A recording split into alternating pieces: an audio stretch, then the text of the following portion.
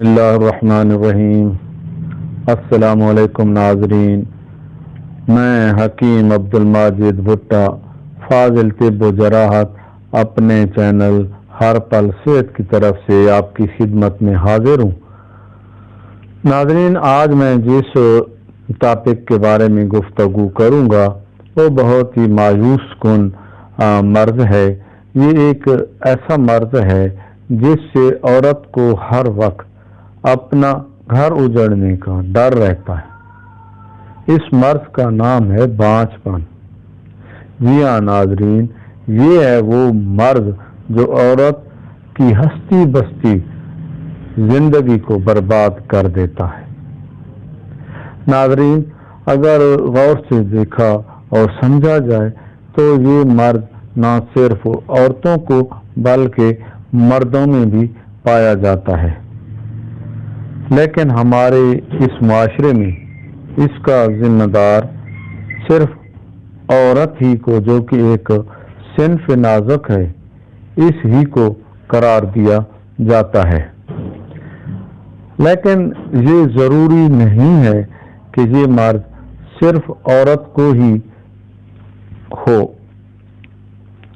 ये मर्द हजरात को भी लाहक हो सकता है। अल्लाह ताला ने कोई मर्ज ऐसा नहीं उतारा जिसकी दवा अल्लाह ताला ने ना उतारी हो। ये एक काबिल इलाज मर्ज है,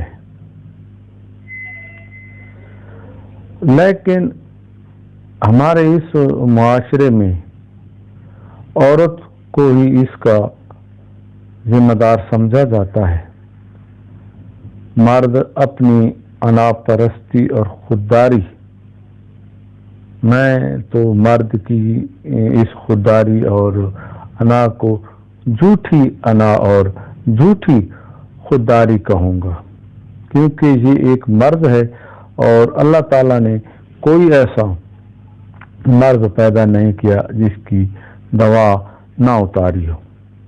लिहाजा सबसे पहले मेरी मर्द हजरात से गुजारिश है कि वो औरत को मूरद इल्ज़ाम ठहराने से पहले अपना चेकअप भी करवा लें, ताकि ये रिश्ता मियाँ बीवी का कायम रहे।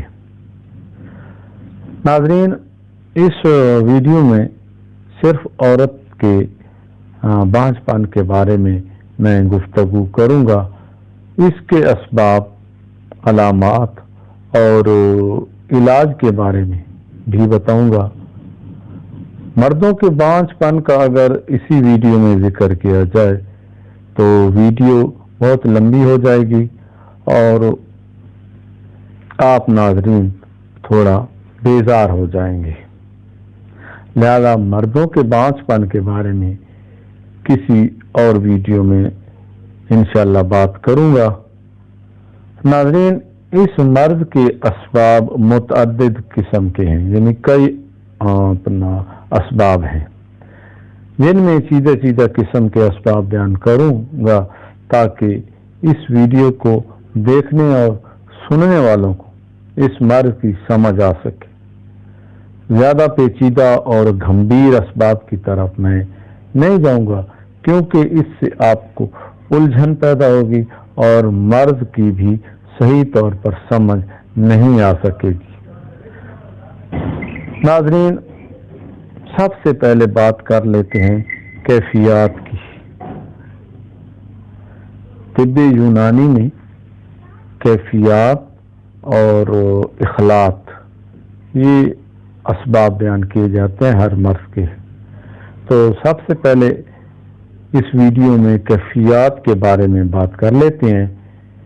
हम सब जानते हैं नाज़रीन कि गर्मी, खुश्की, तरी और सर्दी, ये सब कैफियत हैं। इनकी ज़्यादती और कमी से भी बांझपन पैदा हो जाता है। इन कैफियत की पहचान, असबाब और अलामात बाद में जिक्र करूँगा। इससे पहले رحم کی خرابیوں کے بارے میں بات کر لیتا ہوں۔ ناظرین، رحم یا رحم ہی بولتے ہیں اس کو، عورت کا سب سے نازک عضو ہے اور مختلف قسم کی کیفیات کو جلد قبول کر لیتا ہے۔ اس عضو کی ایک پوری اناٹومی اور فزیالوجی ہے اور ایک بہت ہی لمبا اور سخین قسم کا ٹاپک ہے۔ اس عضو کا ایک پورا نظام ہے اور یہ بذات خود یعنی رحم بذات خود مختلف حصوں پر مشتمل ہوتا ہے، جس میں اووریز، فیلوپین ٹیوبز، اس کے علاوہ خود رحم کے 3 حصے ہوتے ہیں، جن میں رحم کی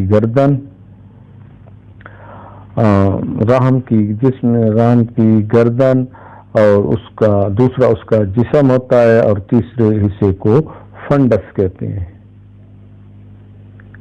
رحم کے کسی بھی حصہ میں خرابی واقع ہو جائے تو بھی بانجھ پن کا مسئلہ پیدا ہو جاتا ہے۔ اس کے علاوہ اووری میں انڈوں کا نہ بننا، فیلوپین ٹیوبز میں خرابی، رحم کے اندر جو خلا ہوتا ہے اس میں خرابی، رحم کے درد حرارت میں کمی بیشی، لیکوریا، رحم کی قوت جاذبہ اور ماسکا کا کمزور ہونا، فم معدہ کا بند ہو جانا وغیرہ اس کے اسباب ہو سکتے ہیں، بلکہ بعض اوقات یہ اسباب ہوتے ہیں۔ رحم سے متعلق کئی اور اسباب بھی ہیں جو ویڈیو طویل ہونے کی وجہ سے ان کا ذکر میں اس ویڈیو میں نہیں کروں گا، بلکہ کسی اور ویڈیو میں اس کا ذکر کروں گا انشاءاللہ۔ ناظرین، اب کیفیات کے بارے میں بات کر لیتے ہیں جن کا ذکر میں پہلے کر چکا ہوں، یعنی گرمی، سردی، خشکی اور تری۔ اس کے علاوہ اخلاط یعنی سفرہ، سودا، بلغم وغیرہ کا بھی اسی ویڈیو میں آگے چل کر ذکر کروں گا، کیونکہ ان سے بھی بانجھ پن پیدا ہونے کا خطرہ پیدا ہوتا ہے۔ ناظرین کرام، رحم میں اگر حد سے زیادہ گرمی پیدا ہو جائے تو گرمی کی شدت مرد کی منی کو جلا دیتی ہے اور اس کو ناکارہ بنا دیتی ہے۔ اس کی شناخت عام طور پر اس طرح کی جا سکتی ہے کہ خون حیض سیاہ اور غلیظ ہوتا ہے، نام نہانی میں گرمی محسوس ہوتی ہے اور کبھی کبھار گرمی بڑھنے سے عورت کا رنگ زردی مائل ہو جاتا ہے اور کمزوری اور لاغر پن لاحق ہو جاتا ہے۔ اس کے علاوہ گرمی کی شدت کی شناخت اس طرح بھی ہو سکتی ہے کہ جماع کے دوران عورت کو پنڈلیوں میں درد ہوتا ہے۔ اس کا طریقہ علاج ناظرین کچھ اس طرح ہے کہ حیض سے فراغت کے بعد تھوڑا سا اناردانہ، روغن الچی اور عرق گلاب، مطلب یہ تینوں چیزیں حسب ضرورت تھوڑی سی مقدار میں لے کر اس میں روئی تار کر لیں اور بطور شافع صبح و شام 3-4 دن استعمال کریں، اور ٹھنڈک کے لیے شربت بنفشہ، شربت سندل، شربت نیلوفر وغیرہ پلائیں۔ انشاءاللہ گرمی کی وجہ سے جو مسئلہ آ رہا ہے وہ دور ہو جائے گا۔ ناظرین، رحم میں حد سے زیادہ تری یعنی رطوبت پیدا ہو جائے تو اس کی وجہ سے رحم کی قوت ماسکا ضعیف ہو جاتی ہے اور استقرار حمل نہیں ہو پاتا۔ اس کی شناخت یہ ہوتی ہے کہ اس میں رطوبت جاری رہتی ہے، اور اگر حمل ٹھہر بھی جائے تو ساکت ہو جاتا ہے۔ اس کا علاج یہ ہے کہ زعفران، تخم شبت، عود ہندی، تخم ہنتل باریک کوٹ کر معاف کیجیے گا ناظرین، عود ہندی، تخم ہنتل باریک کوٹ کر شہد میں، خالص شہد میں ملا کر بطور شافہ استعمال کرائیں۔ ناظرین اب بات کرتے ہیں خشکی کی۔ رحم میں اگر خشکی کا غلبہ ہو تو بھی حمل ٹھہر نہیں سکتا، اور خشکی جب اس حد تک پہنچ جائے کہ مرد کی نطفہ کو خشک کر دے اور یہاں تک کہ حیض کو بھی بند کر دے، اور کبھی آئے تو بہت کم مقدار میں آئے، ایسی عورتیں جسمانی طور پر کمزور اور دبلی پتلی ہو جاتی ہیں۔ اس کے علاج میں تر چیزیں زیادہ استعمال کرنی چاہیے۔ اگر خشکی کا غلبہ ہے تو تر چیزیں زیادہ استعمال کرنی چاہیے، جیسے گائے کا دودھ، گائے کا مکھن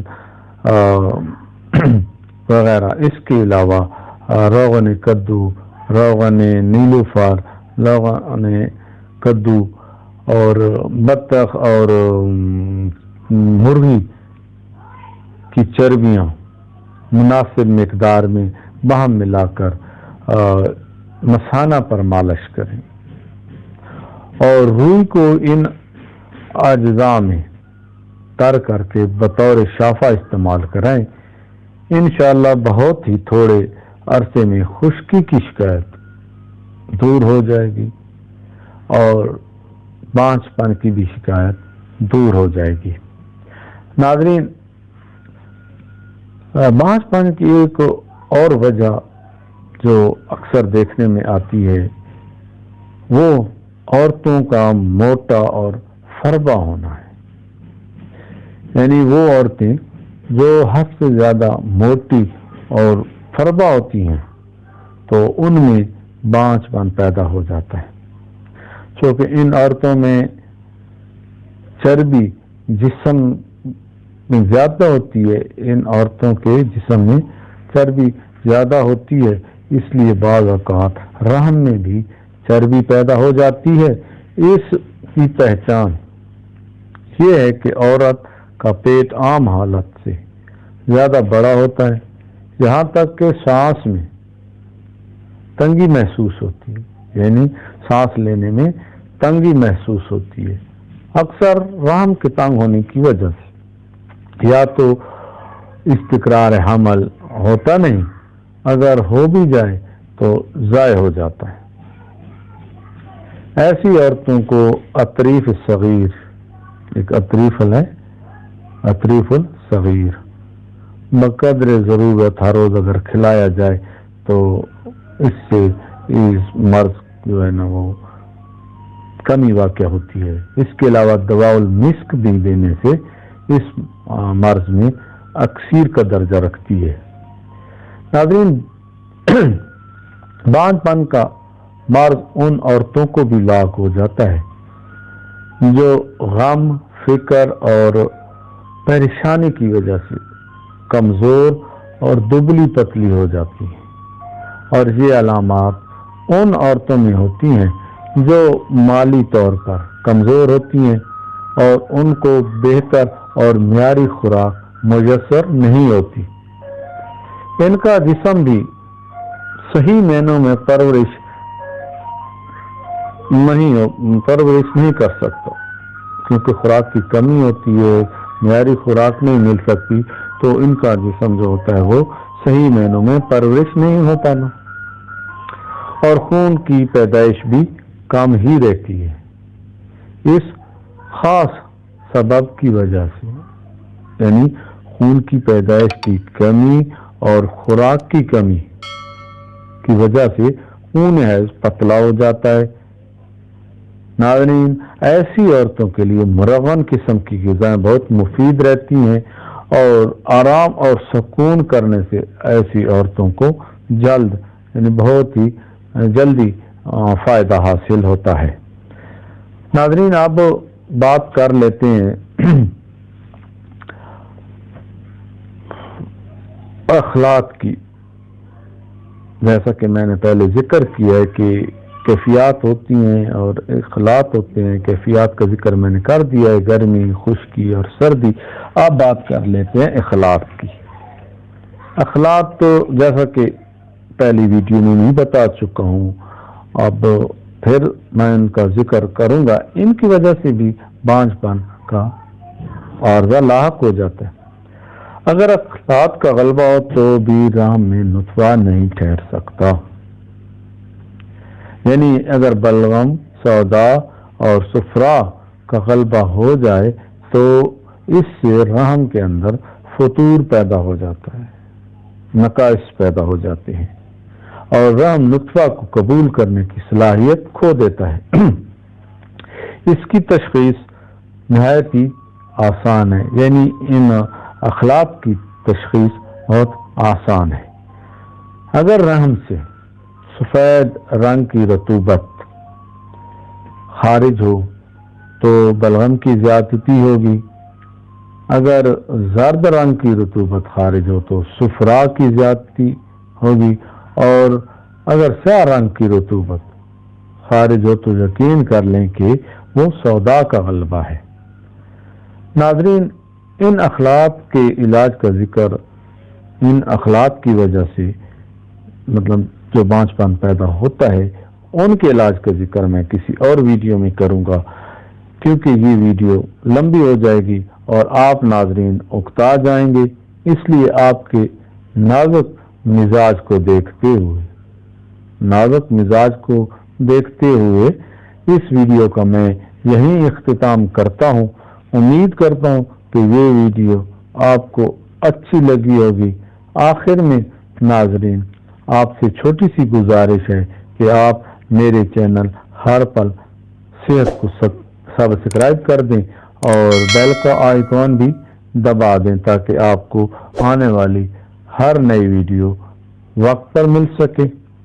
اس کے علاوہ میری ویڈیو کو لائک اور شیئر بھی کر دیا کریں تاکہ آپ کے علاوہ کسی اور دکھیارے کا بھی بھلا ہو جائے اور آپ بھی اس ثواب میں برابر کے شریک ہو سکیں۔